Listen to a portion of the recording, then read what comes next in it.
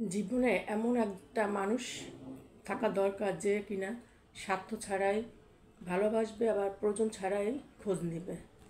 একজন ভালো স্ত্রী হতে গেলে স্বামীর সাপোর্ট অনেক প্রয়োজন। একজন ভালো রাঁধুনি হতে গেলেও স্বামীর প্রশংসা অনেক প্রয়োজন। একজন ভালো মা হতে গেলেও স্বামীর সহযোগিতা অনেক প্রয়োজন। একজন সুখী নারী হতে গেলেও স্বামীর যত্ন একটু অনেক প্রয়োজন।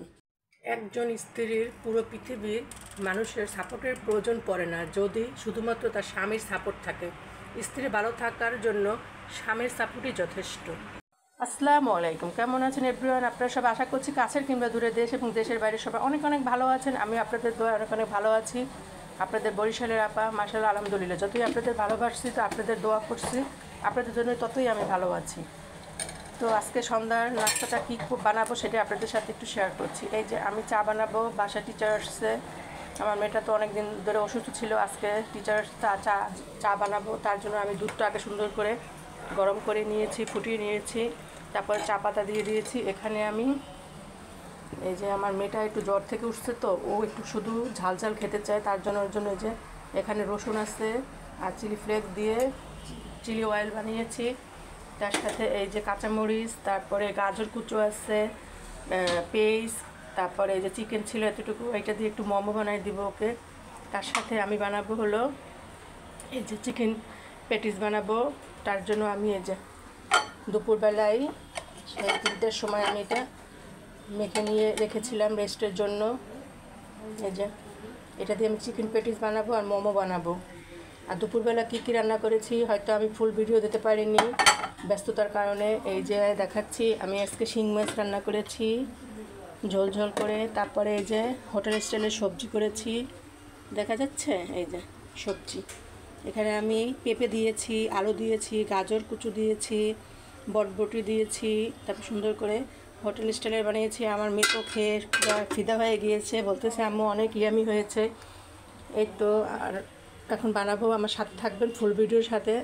আশা করছি আপনাদের অনেক অনেক ভালো লাগবে।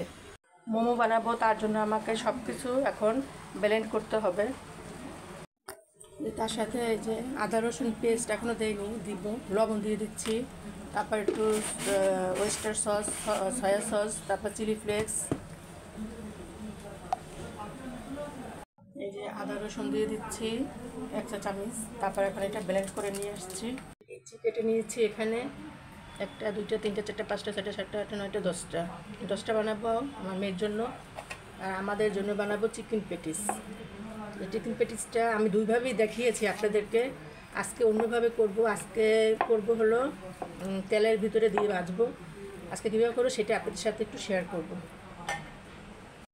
কর্নফ্লোর দিয়ে দিচ্ছি 1 চামচ, তারপরে খাওয়ার তেল দিয়ে দিচ্ছি, সয়াবিন তেল, এটা বুঝে দিতে হবে, পরিমাণ বুঝে।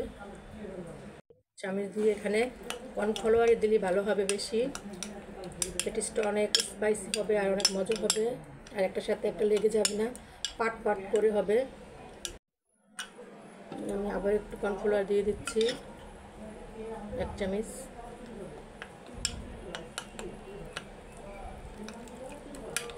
হয়ে গিয়েছে আমার ব্যাটারটা।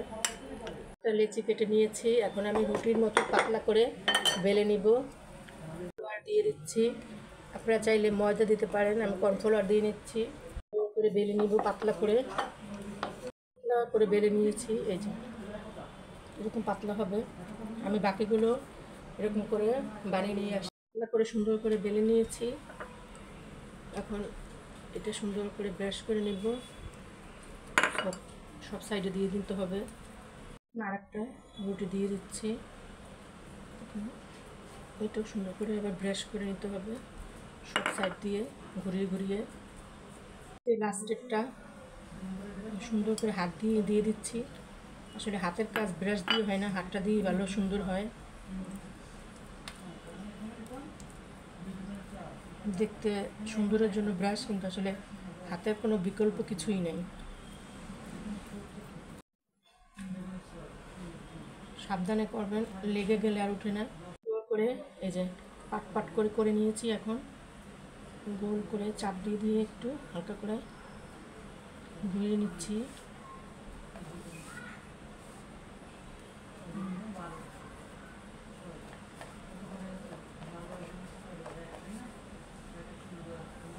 একটু একটু দিয়ে দিচ্ছি যাতে লেগে যায়।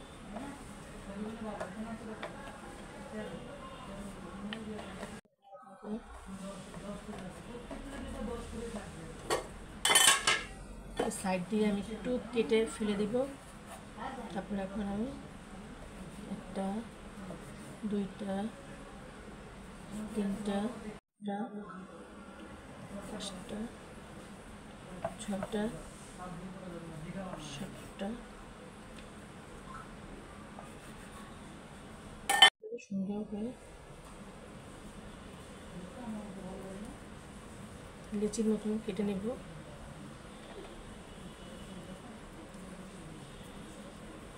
করে যে একটা লিচি নিয়ে নিয়েছি, সুন্দর করে বেলে নিচ্ছি। সবগুলো আমি এই যে সুন্দরভাবে করে নিয়েছি স্কোয়ার শেপের। একটা আপনাদের সাথে শেয়ার করছি। সহজভাবে বাসায় এরকম করে খাবেন, সুস্বাস্থ্য শরীরের জন্য অনেক ভালো। সুন্দর করে চেপে নিতে হবে, তারপরে এই সাইডটার এই সাইডটাও চেপে দিতে হবে। পুরো চাপবেন না, এই সাইড দিয়ে চাপতে হবে যাতে ছুটে না বের হয়ে যায়। একটু কম আছে নিয়ে নিচ্ছি, তাহলে মচমচা হবে না। এই যে আমি সবগুলো বানিয়ে নিয়েছি, এখন শুধু ভাজার পালা। বিসমিল্লাহ।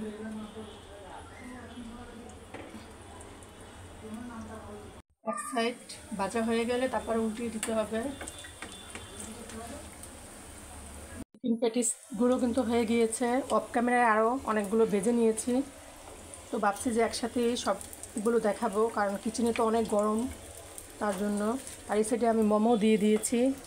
আমার চিকেন প্যাটিসগুলো হয়ে গিয়েছে, সাথে এই যে মোমোটাও হয়ে গিয়েছে।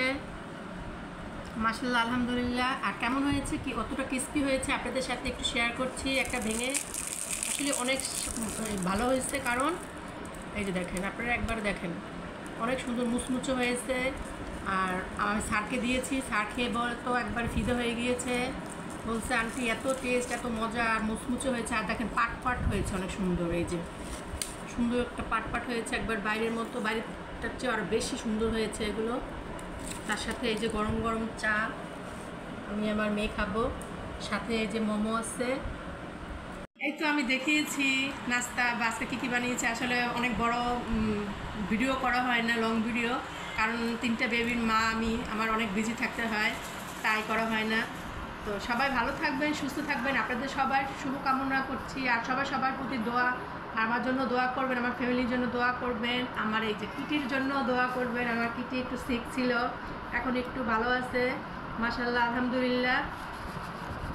কাছের কিংবা দূরের দেশ এবং দেশের বাইরে যে যেখান থেকে আমার ভিডিও দেখবেন, প্লিজ আমাকে সাবস্ক্রাইব করবেন, ফলো দিয়ে পাশে থাকবেন। আমিও আপনাদের অনেক অনেক ভালোবাসি, আপনাদের জন্য অনেক অনেক দোয়া।